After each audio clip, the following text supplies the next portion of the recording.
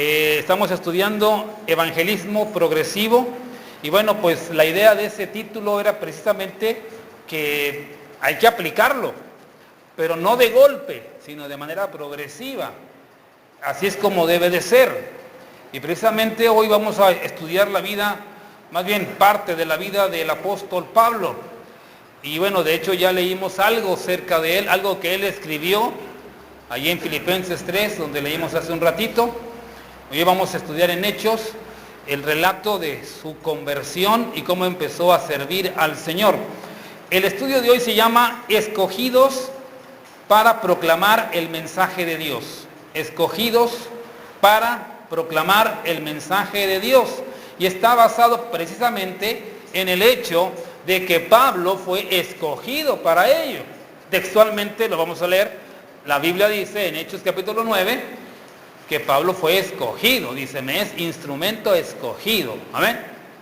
Pero bueno, el Señor no solamente escogió a Pablo, también le escogió a usted y a mí. Por eso el estudio se llama Escogidos. Todos somos escogidos para ese fin. Amén.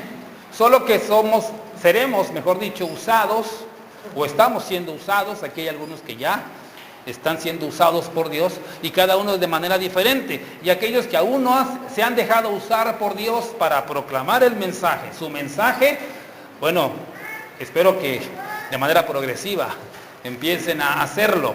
Amén. Lo cual implica también que quienes ya lo están haciendo, cada vez lo hagan mejor, más y mejor. Amén.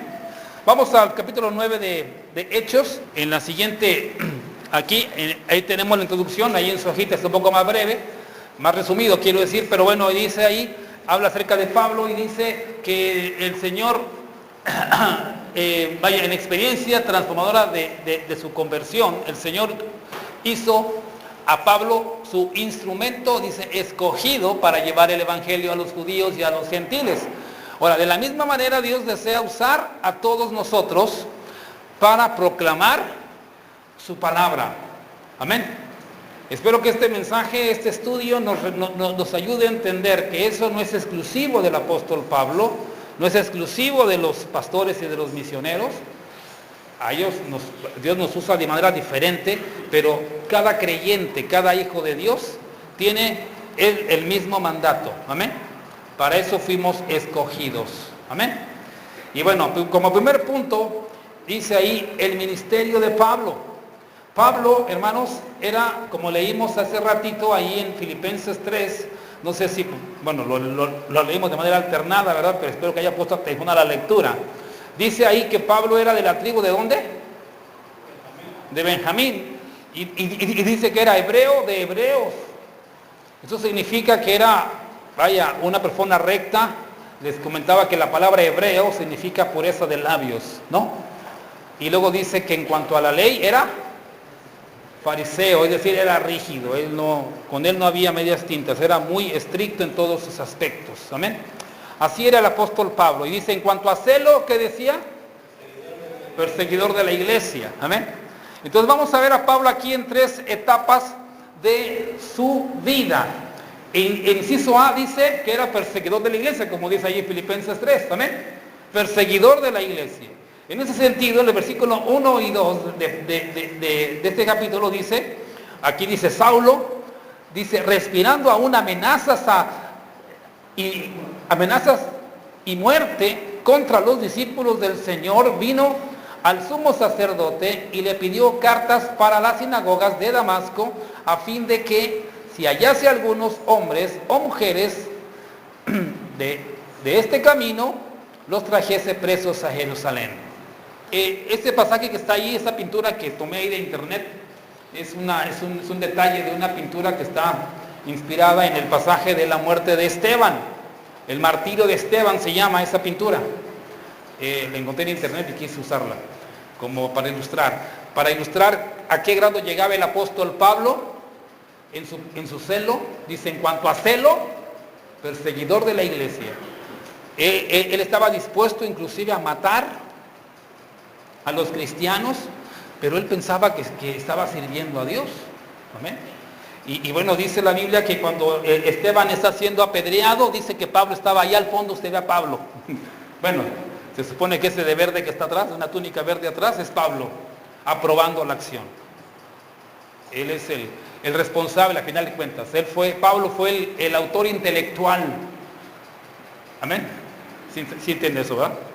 O sea, quienes lo mataron físicamente fueron esos que lo están apedreando, pero el autor intelectual, el que lo planeó todo, el que estaba dando el visto bueno, era el apóstol, Saulo. En ese tiempo todavía se llamaba Saulo de Tarso. Y eso sirvió de advertencia para los cristianos, por eso muchos salieron huyendo de Jerusalén. Amén. A ese grado era este hombre Saulo de Tarso, que después lo conocimos como el apóstol Pablo. Bueno, esa es la primera etapa de su vida, eso lo leemos en los versículos 1 y 2. Pasamos al inciso B, vamos a leer los versículos 3 al 9. Primero vamos a leer el 3 al 5, donde se narra que camino a Damasco tiene un encuentro con Jesucristo. Amén. Dice, voy a leer el versículo 3, dice: mas yendo por el camino aconteció que al llegar cerca de Damasco, repentinamente le rodeó un resplandor de luz del cielo, y cayendo en tierra, oyó una voz que le decía: Saulo, Saulo, ¿por qué me persigues? Él dijo: ¿quién eres, Señor? Y le dijo: yo soy Jesús a quien tú persigues. Dura cosa te es dar coces contra el aguijón. Vemos aquí cómo el apóstol, Saulo, tiene un encuentro con el Señor Jesucristo. Y dice que lo tumba, cayendo a tierra, ¿no? Yo no sé si iba en caballo, o se supone que iba en caballo, ¿no? Se supone que para ir de Jerusalén a Damasco, sí está un poco cerca, pero no tan cerca como para ir caminando. Entonces si iba en caballo, no sé, pero la cosa es que cae al suelo y ve un resplandor. Esa imagen, esa ilustración ahí más o menos ilustra más o menos cómo fue. Pero dice la Biblia que preguntó, era tanto el resplandor que no distinguió, no miró bien, ¿no? Pero por eso pregunta: ¿quién eres? Y dice: yo soy Jesús a quien tú persigues. Es decir, tuvo un encuentro personal con Jesús. Jesús para entonces ya había muerto, resucitado, ya había ascendido al cielo. O sea, físicamente ya no estaba Jesús en la tierra, pero tuvo un encuentro con Jesús de la misma forma que lo tuvimos usted y yo. Amén. Eso lo vamos a ver más adelante. Amén. No importa cómo sea el encuentro que uno tiene con el Señor, siempre de ese encuentro resulta que Él nos pide un compromiso, ¿o no? Y eso Pablo lo entendió. Por esa razón, en el versículo 6, una vez que sabe quién eres tú, yo soy Jesús a quien tú persigues, ¿qué fue lo que le dijo enseguida? Le pregunta. ¿Alguien quiere leer el versículo 6? Él, temblando y temeroso, dijo: Señor, ¿qué quieres que yo haga? Amén. Y el Señor le dijo: levántate y entra en la ciudad, y se te dirá lo que debes hacer. Exactamente. Vemos que dice Señor. Verdaderamente lo reconoce como Señor. Amén. O sea, Él iba a perseguir a los que creían en Jesús como el Señor. Pero ese encuentro con el Señor lo convenció de que de veras Jesús era el Señor. Ya no le quedaba duda. Amén. Y por eso primero le dice Señor. Se somete al señorío de Cristo. Amén. Eso es lo primero.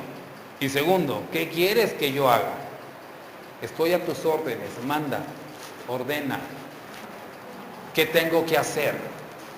Y bueno, hay muchas personas que tienen un encuentro con el Señor Jesucristo, pero su vida no cambia, sigue siendo la misma, porque no están dispuestos a decir: Señor, ¿qué quieres que yo haga?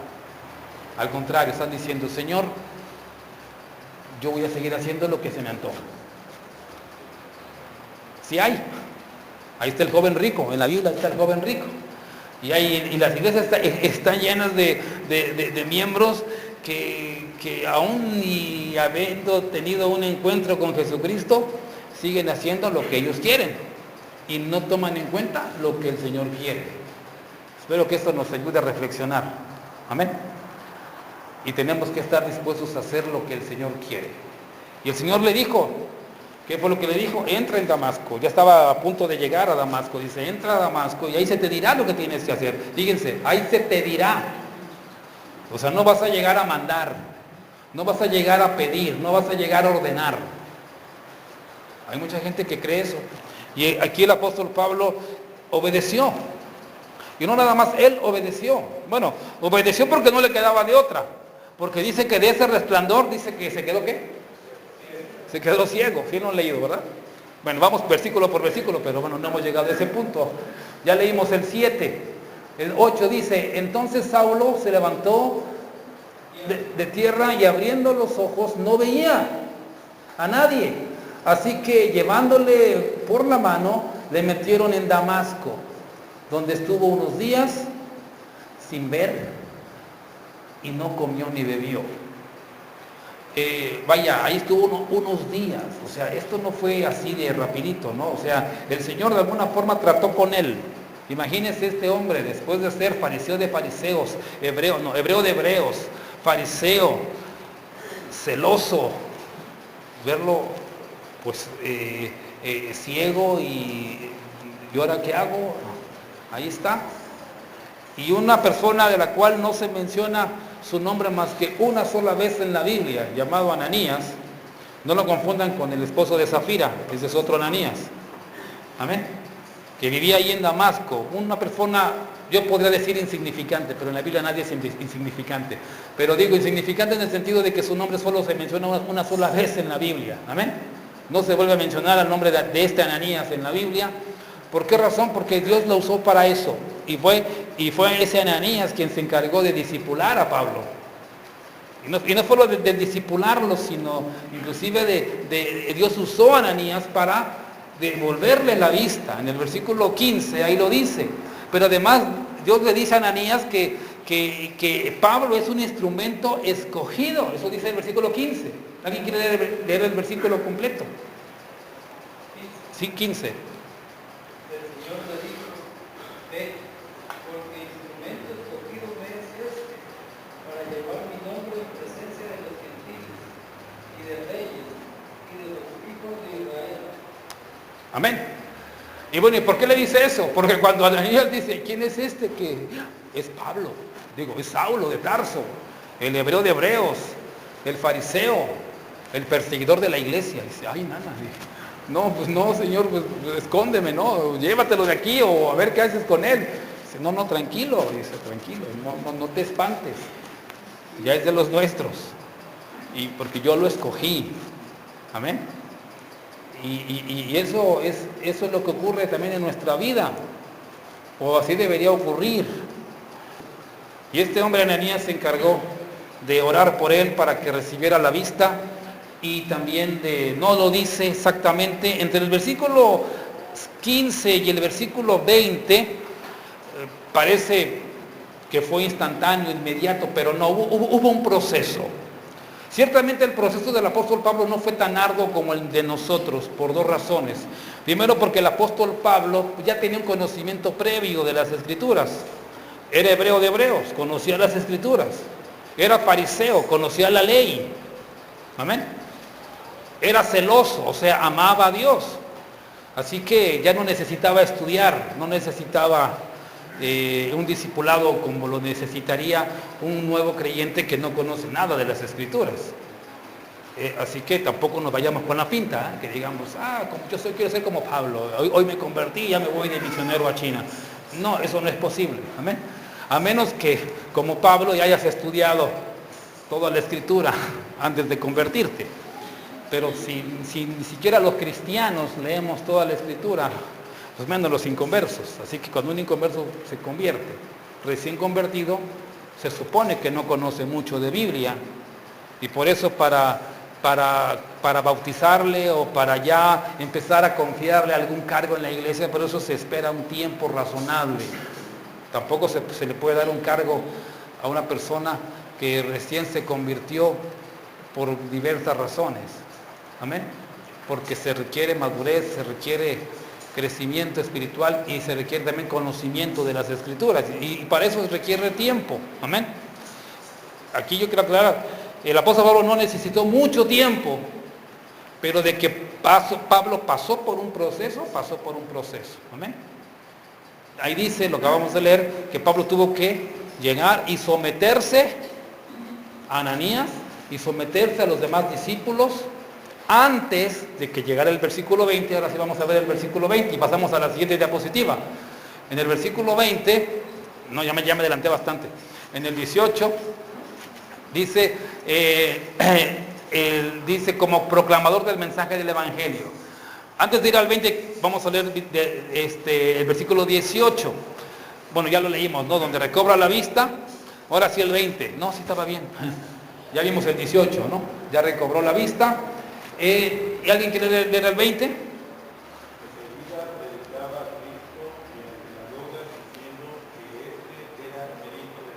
Dice, ahí dice enseguida, ¿no? Sí, o sea, sí, de alguna forma el tiempo fue corto, por eso dice enseguida. Pero eso no quiere decir que no haya pasado por un proceso. ¿Amén?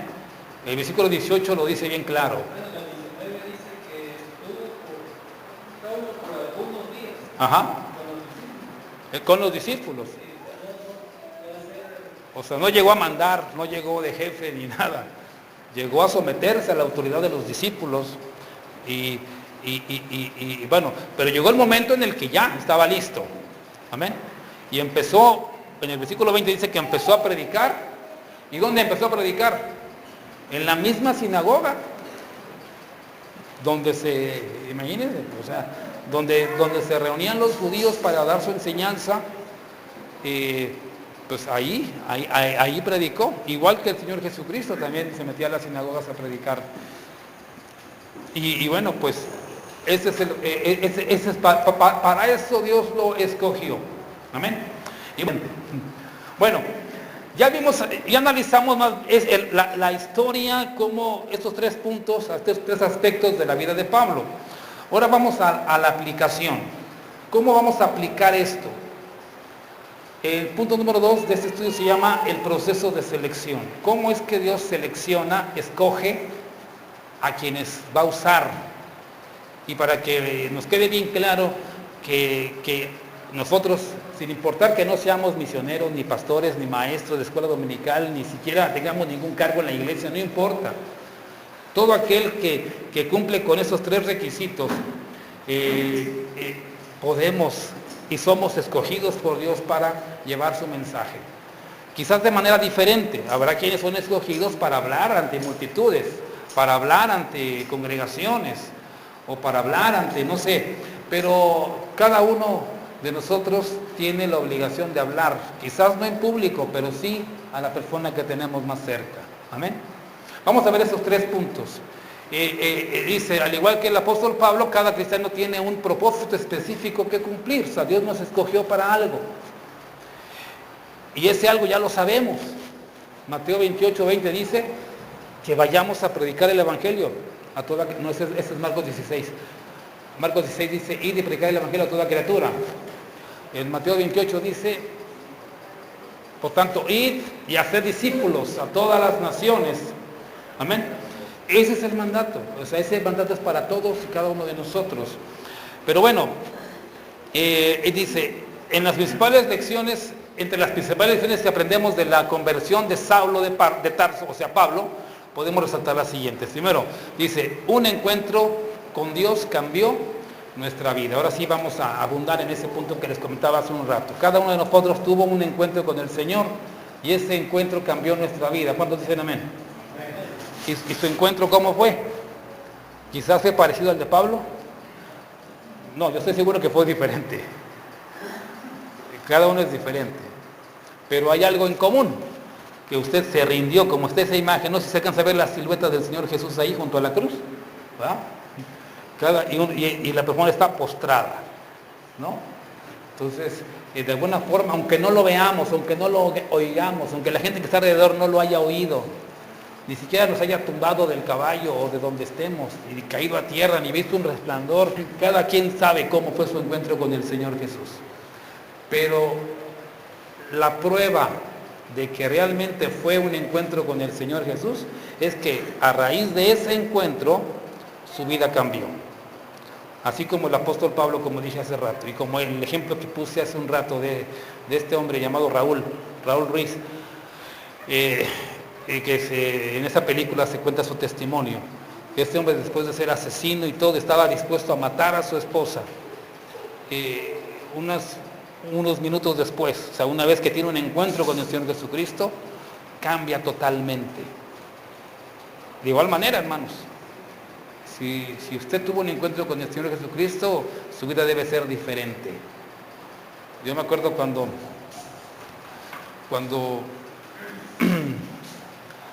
aprendí a compartir mi testimonio, yo no tenía idea cómo se hacía, y todavía no era pastor, ni siquiera iba al seminario ni nada, pero alguien nos enseñó cómo hacerlo. Y eso es bien sencillo. Mira, agarra una hoja así, de este lado pones cómo era tu vida antes de conocer a Cristo, y de este lado cómo es tu vida ahora. Pero sé sincero, si lees los dos lados y ves que no hay diferencia, no te engañes, no has tenido un encuentro con el Señor Jesucristo. Pero si hay aunque sea una diferencia, bueno, entonces puedes decir que sí, has tenido un encuentro con el Señor Jesucristo. Amén. Porque hoy en día vemos gente que sí, antes de conocer a Cristo, pues tenían una religión. Hoy también. Antes de conocer a Cristo les gustaba la música. Hoy también. Antes les gustaba ver películas. Hoy también. No se trata de eso, ¿no? Antes eran películas mundanas, ahora son cristianas. Antes era música mundana, ahora es música cristiana. No se trata de ese tipo de cambios, no. Se trata de que antes yo era asesino, era matón, yo antes era grosero, antes era mentiroso, y ahora ya no lo soy. O lo soy todavía, pero ya menos. Como el mismo apóstol Pablo lo dice. No, perdóname, estamos hablando de Pablo, ¿no? Allí en el Filipenses 13 dice, no es que yo ya sea perfecto. Si quiere, vuelva a leer Filipenses 3. O sea, tampoco quiere decir que ya estamos perfectos. Por eso dije, aunque sea una pequeña diferencia, Dios tuvo que haber marcado, ¿sí o no? Y a partir de esa diferencia va a ir gradualmente, progresivamente uno va creciendo. Y fíjese, hermano, Pablo, y él mismo lo dice en Filipenses 3, no lo había alcanzado todavía. Aún no era perfecto, porque alguien diría, no, si Pablo predicó, y Pablo viajó, y Pablo hizo y deshizo, y escribió 13 cartas, y Pablo era capaz no, pues porque era el apóstol. Pablo era un hombre perfecto. No es cierto, no era un hombre perfecto, era igual que usted y que yo. Amén. Y el encuentro que tuvo con el Señor Jesucristo fue lo mismo que el encuentro que usted y yo tuvimos con Cristo. La única diferencia es la forma en que tuvimos ese encuentro con Cristo, pero de ahí en fuera todo es igual, ¿sí o no? Así que no nos vayamos con la pinta. El mismo Dios de Pablo es nuestro Dios, amén. Y espero que usted es más, le invito a que haga usted eso. Estamos aprendiendo a evangelizar, ¿no?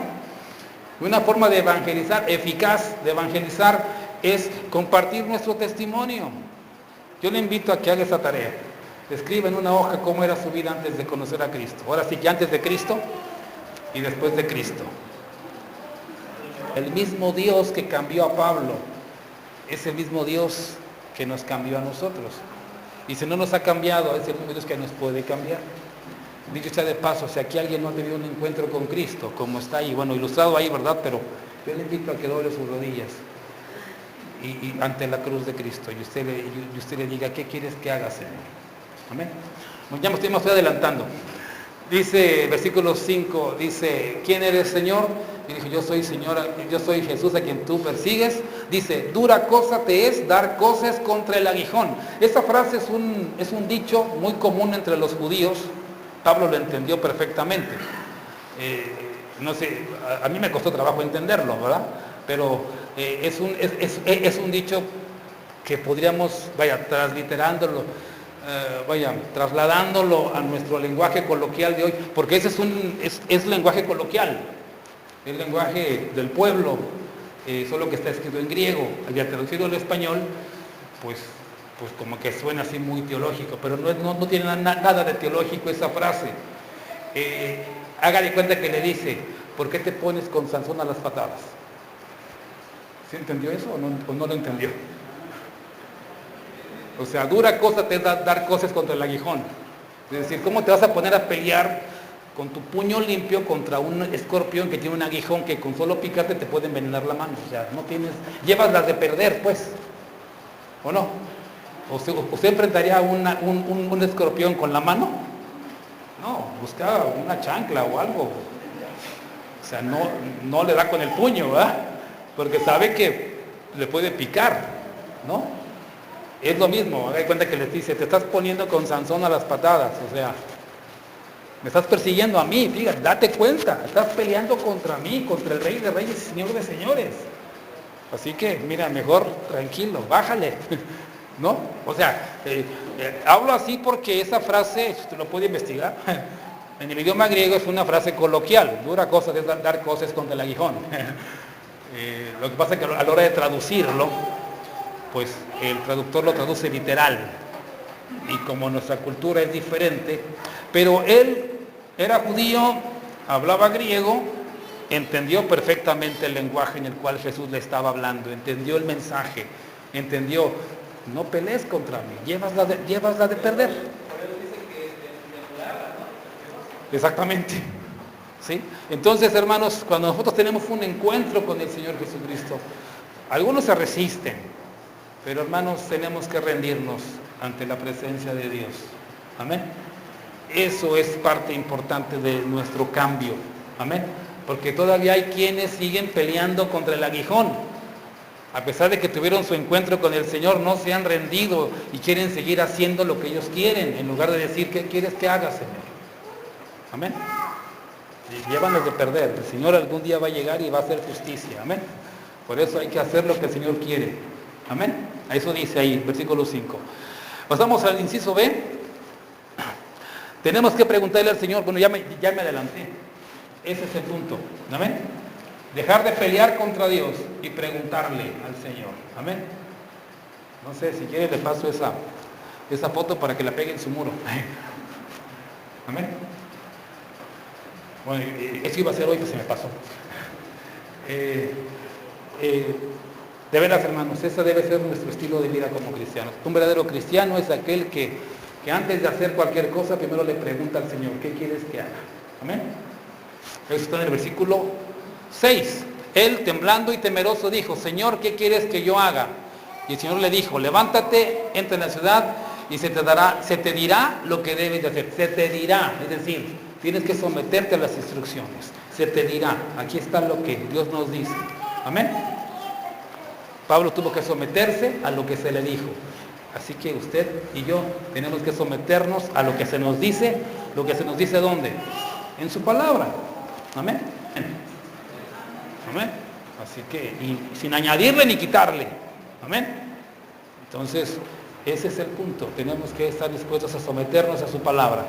Y tercero, inciso C, Dios se encarga de proveer los medios para que cumplamos con lo que Él nos está llamando a hacer. Ya habíamos hablado acerca de Ananías. Todos tenemos un Ananías, todos. Y no importa que ese Ananías sea alguien insignificante en la iglesia. Amén. Que Dios, a quien Dios va a usar para ayudarnos, para capacitarnos, para discipularnos, antes de ser bautizados y empezar a servir en la iglesia. Amén. Un punto que no quiero dejar pasar es que Pablo fue bautizado. Amén. Sí lo vimos, ¿verdad? Fue bautizado. Por eso es la importancia del bautismo. Y el bautismo se convierte, no porque lo diga yo o porque lo diga la iglesia bautista, de hecho por eso nos llamamos bautistas, porque el bautismo hemos entendido que el bautismo es un requisito no solo para participar en la Santa Cena, sino para servir en cualquier área de la iglesia. Pablo no empezó a predicar antes de ser bautizado. Amén. Eso dice el versículo 18. O sea, el versículo 20 dice que predicaba. Bueno, antes de eso dice que fue bautizado. Y antes de ser bautizado estuvo unos días sometido a lo que se le decía. Amén. Así que, hermanos, no sé en qué proceso estamos. Como iglesia estamos en algún momento de ese proceso. Quizás ya aquí, yo sé que aquí hay muchos que ya están bautizados. Algunos de aquí ya hasta predican, ¿no? ya hasta enseñan, ¿no? Pero de alguna forma, hermanos, como dije, como el tema de este estudio es progresivo, ¿no? La idea es que vayamos progresando, creciendo, amén. Aún los que ya predicamos, aún los que ya evangelizamos, algo tenemos que mejorar, ¿o no? Tenemos que crecer, seguir creciendo, porque como bien dijo el apóstol Pablo, y lo repito yo, aún no somos perfectos, ¿o no? Si Pablo, con todo lo que hizo, no fue perfecto, pues menos yo. Bueno, no sé usted, pero yo no. Amén. Amén. Así que pues vamos a trabajar, hermanos. Tenemos mucho que hacer. Esa imagen, hermanos, la tomé, busqué capacitación en Google y me dio varias fotos. Ahí se supone que es, pues no le entiendo, ¿verdad? Es una reunión de capacitación, ¿no? La iglesia tiene Ananías, que Dios usa, Ananías entre comillas, que Dios usa para capacitar. Llámese el pastor, un diácono, un hermano con conocimiento, nos puede capacitar. Así que, hermano, no pierda la oportunidad de reunirse en la iglesia para recibir la capacitación que usted necesita para poder servir. Amén. Y hay capacitaciones, ¿no? Como los campamentos a los que han ido los jóvenes, ¿no? Como los talleres, los congresos. Amén. Hay muchas oportunidades que Dios nos ofrece para capacitarnos. Amén. Dios usa, porque usted puede decir, no, yo con la pura Biblia tengo, yo para qué quiero ir al pastor, o para qué quiero ir a la escuela dominical, yo en mi casa leo mi Biblia y es más bonito, ¿no? O pongo mis cassettes, bueno, ya no hay cassettes, pongo mi iPod, ¿no? O lo bajo de internet, sí, y ya estoy. No, hermanos, o sea, en la iglesia hay Ananías, amén. Dios tiene a alguien, así como tuvo a alguien para estar con Pablo y guiarlo y ayudarlo a estar con él. En la iglesia tenemos pastores, tenemos diáconos, tenemos maestros que Dios va a usar para ayudarnos en nuestro crecimiento espiritual. ¿Cuántos dicen amén? Así que tenemos que valorar eso, amén. Y echar mano de eso. Dios quiere que empecemos a crecer. Dios provee los medios para que cumplamos con lo que Él nos está llamando a hacer. Y a eso venimos a la iglesia, para escuchar las instrucciones de Dios. Amén. Amén. Bueno, dice el versículo 19, dice, y habiendo tomado alimento, recobró fuerzas, y estuvo Saulo por algunos días con los discípulos que estaban en Damasco, lo que había leído nuestro hermano hace ratito, ¿verdad? Ahí estuvo y se congregaba con ellos. Amén. O sea, sin importar que él ya se sabía la Biblia al derecho y al revés. Pues era hebreo de hebreos, era fariseo. Pues aún así se reunía con los hermanos en Damasco por algunos días. Amén. Así que, pues, hay algunos que no quieren ya reunirse, ¿no, hermanos? Si el apóstol Pablo necesitó congregarse, pues cuánto más nosotros. Amén. Bien, pasamos al punto, ahora sí, a la conclusión, a la aplicación. A manera de conclusión, vamos a aplicarlo. Amén. En el versículo 20 se menciona, 22 y 29 se menciona 3 puntos que quiero resaltar a manera de conclusión. Pero más que conclusión, más que como conclusión, porque conclusión sería hasta terminar la serie, ¿verdad? Aún no termina la serie de estudios, ¿no? Seguimos. Más que conclusión es aplicaciones. ¿Cómo voy a aplicar lo que aprendí hoy? Bueno, aquí hay 3 puntos que, por cierto, los niños lo aprendieron en la escuela bíblica de vacaciones. No exactamente así, pero más o menos. Por ejemplo, Pablo predicó, eso dice el versículo 20. Dice, enseguida predicaba a Cristo en las sinagogas. Amén. Una vez que en el proceso, una vez que ya pues predicaba. Eso tenemos que hacer, tenemos que predicar. Ahora, ¿dónde? Bueno, Pablo predicaba en las sinagogas porque para eso fue llamado. Pero bueno, usted puede predicarle a su vecino, a sus familiares, a las personas que tiene cerca. Usted tiene que predicarles. Amén. Dice el versículo 22, que demostró.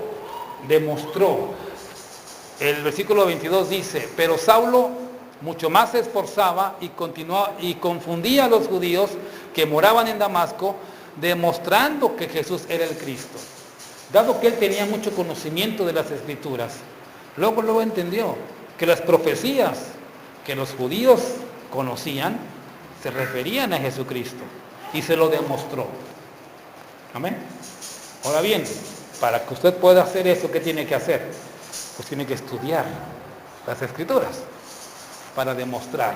Amén. Y no solamente eso, una vez que a los judíos les demostró, el Mesías que ustedes están esperando ya vino y lo mataron, se llama Jesucristo.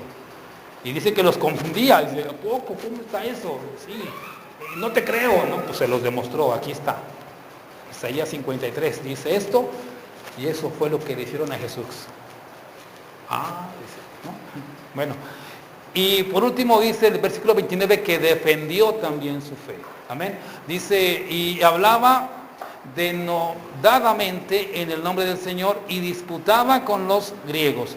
La palabra disputar viene de la palabra disputa, que significa pelea o pleito. No quiere decir que Pablo se peleaba con ellos, no. Hay dos motivos por los cuales uno pelea. Uno es para agredir o para defenderse. Entonces, aquí hay que entenderlo. Más que pelearse por pelearse, lo que Pablo hacía era defender. ¿Defender qué? Defender su fe. Porque dicho sea de paso, ¿contra quién era? Pues contra los griegos. No dice ahí, ¿verdad? Sí dice. Versículo 29, sí dice que es contra los griegos. O sea, los griegos tienen fama de ser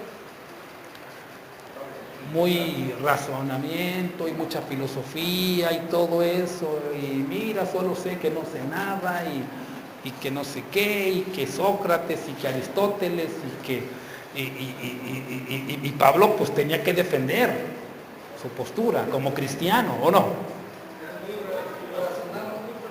Ajá. Y hermanos, usted y yo nos vamos a enfrentar allá afuera con gente religiosa a la cual tendremos que demostrarles que aquí adoramos al verdadero Dios. ¿Cuántos dicen amén?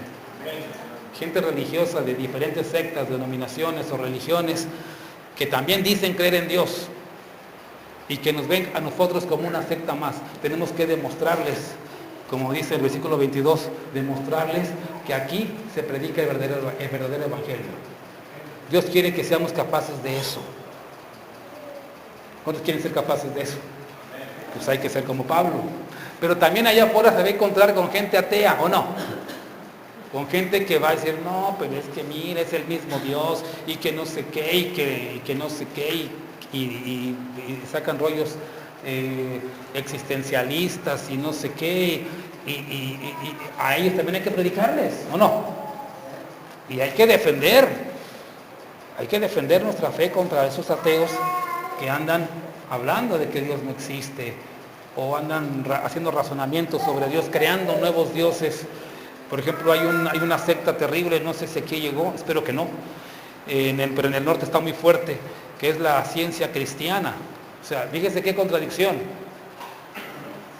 O sea, la ciencia cristiana. Son cristianos entre comillas, pero que todo lo razonan. Y lo que no es razonable no lo aceptan. Ellos no creen en la Trinidad, tampoco creen en el nacimiento virginal de Jesús, porque no es razonable. Pues bueno, contra ellos tenemos que defender nuestra fe.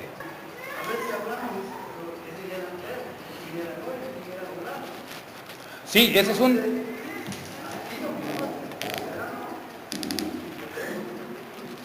Sí, eso es un reto que tenemos que superar, hermanos. O sea, eso de que nadie es profeta en su tierra, aunque esté en la Biblia, de hecho está en la Biblia, pero no hay que malentenderlo. No es una justificación para que usted no predique aquí, no. Es una crítica, porque si nos conocen y no nos creen, es porque nuestro testimonio no está bien. Usted le dio al clavo en ese sentido. La manera correcta de interpretar ese versículo que dice que no hay profeta en su tierra, no es para que yo me justifique y no predicar, no, hay que predicar. Eso de que nadie es profeta en su tierra es un juicio contra la gente que busca pretexto para no creer. Porque usted lee bien el pasaje ahí en Lucas, donde dice, pues que no es Jesús, pues no lo conocemos, o sea, ni siquiera oyeron lo que Jesús predicó. Nada más al ver que lo conocían, con eso les bastó para ya no ir. O sea, pusieron pretexto para no. Entonces sí es cierto, muchas veces, aun cuando nuestro testimonio esté bien, la gente va a seguir poniendo pretextos, pero ni modo. Que eso no nos detenga, hermanos, adelante, tenemos que seguir predicando. Amén. Bueno, hermanos, pues hasta aquí el estudio. Dice la conclusión, que más que nada es aplicación. Pregúntese para qué Dios lo ha escogido mediante su conversión a Jesucristo. De igual manera, usted tuvo un encuentro con el Señor, a lo mejor ya lo hizo, pero si no lo ha hecho, pregúntele al Señor, ¿qué quieres que yo haga? ¿Para qué me escogiste, Señor? La respuesta quizá ya la sabe. Pues hay que cumplir, amén. Así como el apóstol Pablo cumplió. Amén. Espero que esto aparte dice, Dios espera que hagamos nuestra parte. María hizo su parte. Amén. Pablo hizo su parte. Bueno, vamos a orar, hermanos, para terminar. Ya nos alargamos más de la hora. Vamos a orar. Te doy gracias, Señor, por tu palabra y por el estudio que hemos recibido. Señor, te pido que tú ayudes a cada uno de nosotros a